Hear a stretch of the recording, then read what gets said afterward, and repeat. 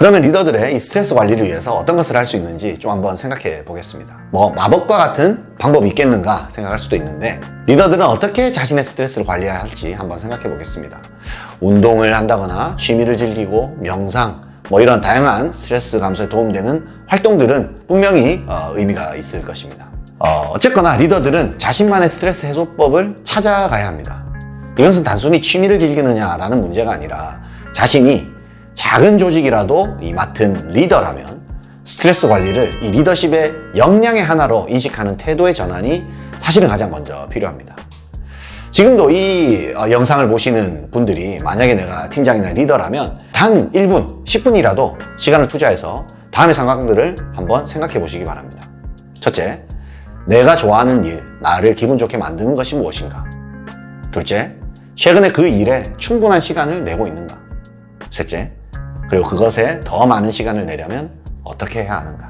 이 세 가지 질문이죠. 스트레스 관리 역시나 하나의 업무이자 리더로서 나의 역할이라고 생각한다면 분명히 위의 세 가지 질문에 대한 답을 찾는 노력을 할 필요가 있다는 것을 우리가 알 수 있을 것입니다. 그리고 데일 카네기 씨의 조언을 바탕으로 또 이 외에 몇 가지 근본적인 어떤 태도의 문제, 그리고 스트레스를 다루는 원칙들을 한번 생각해 보도록 하겠습니다. 우선은 스트레스와 스트레서를 구분해야 한다는 것입니다.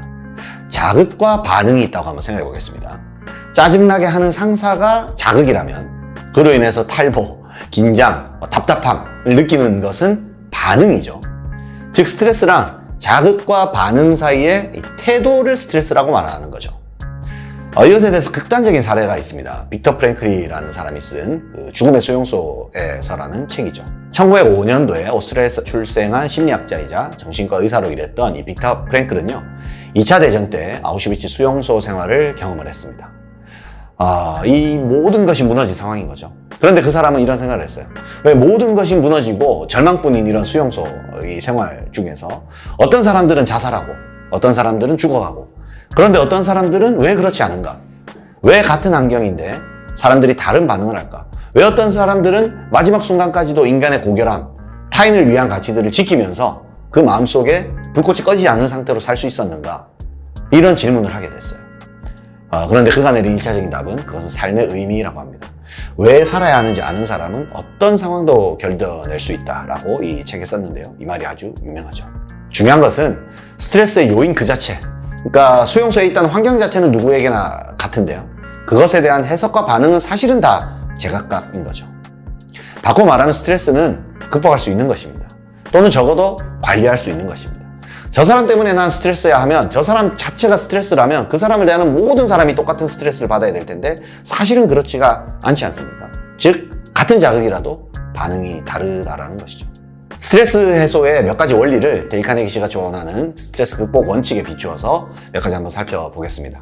카네기 씨는 그의 저서인 카네기 스트레스론을 통해서 30가지 원칙을 제시했는데요. 우리는 여기서 30가지를 다 살펴볼 수는 없지만 그 중에 제가 좀 추천드리는 몇 가지를 한번 보도록 하겠습니다. 스트레스 관리 원칙의 그 첫 번째는 하루하루를 충실히 살라라는 것입니다. 이것은 일종의 전제 조건이죠. 성서에도 그런 말이 나오죠. 그날 걱정은 그날 족하다 라는 말이 있습니다.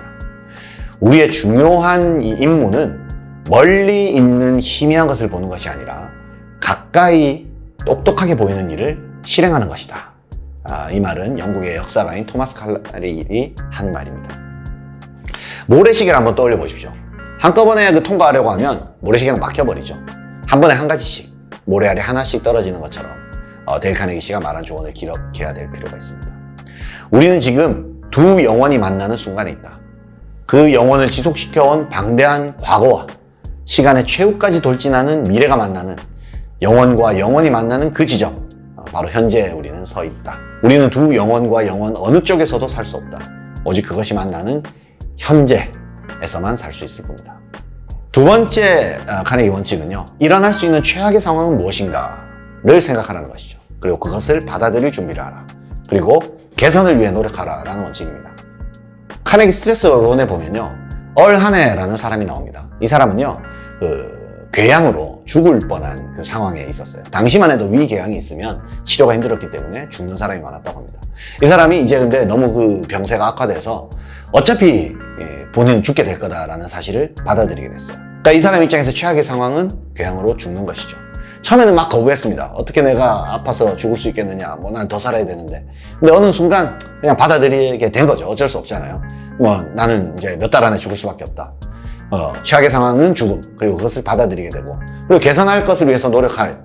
그러면 남은 시간 동안 내가 제일 좋아하는 걸 하자라고 해서 이 사람이 관을 딱 짜서 언제 죽을지 모르니까 세계여행을 하는 배에 올라타고 마음껏 즐기자라고 생각하고 남은 여생을 그냥 즐기기 시작합니다. 그런데 재미난 것은 1년이 지나도 그 사람이 무사히 여행을 마쳤다는 것이죠. 다음 원칙은 일단 결정했으면 행동하라 라는 원칙입니다. 이 원칙도 아주 좋은 원칙인데요. 한번 생각해 보시죠.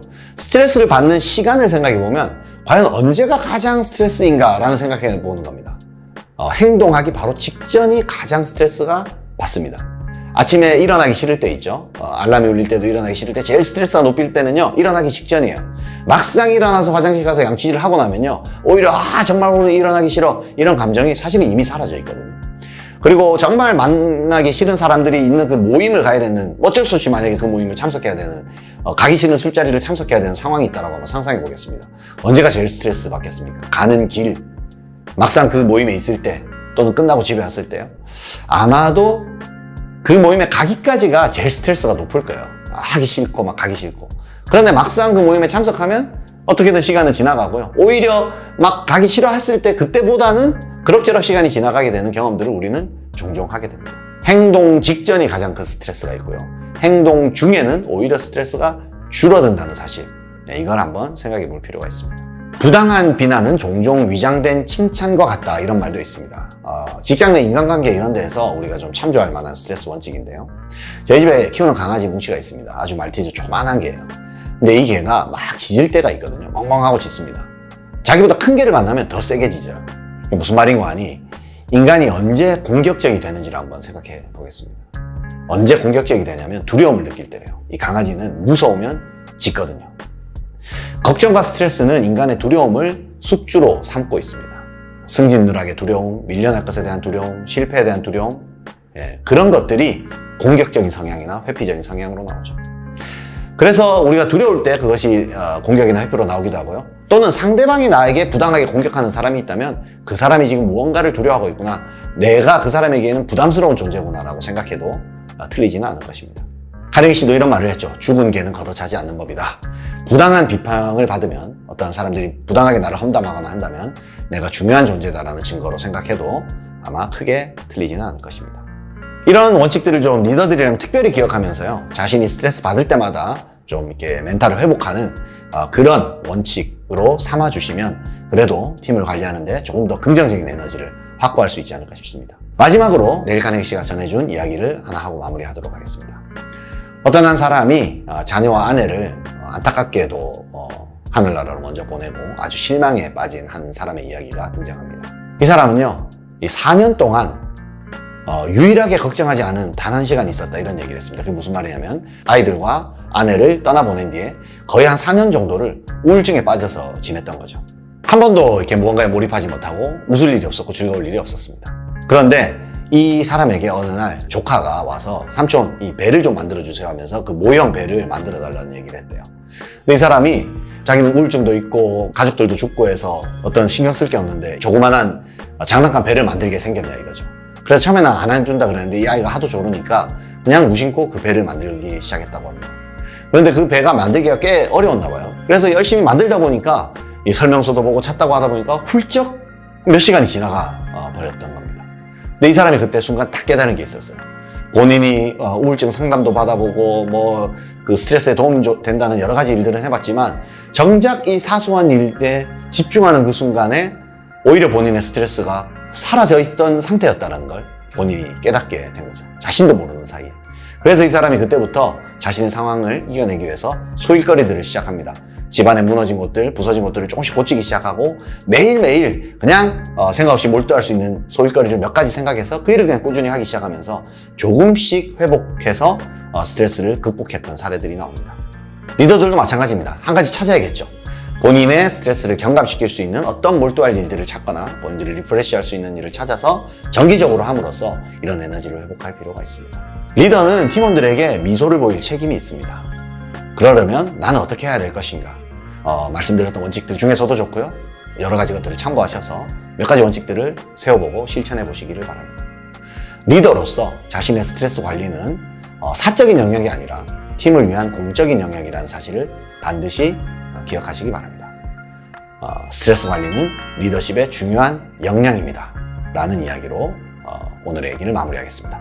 고맙습니다.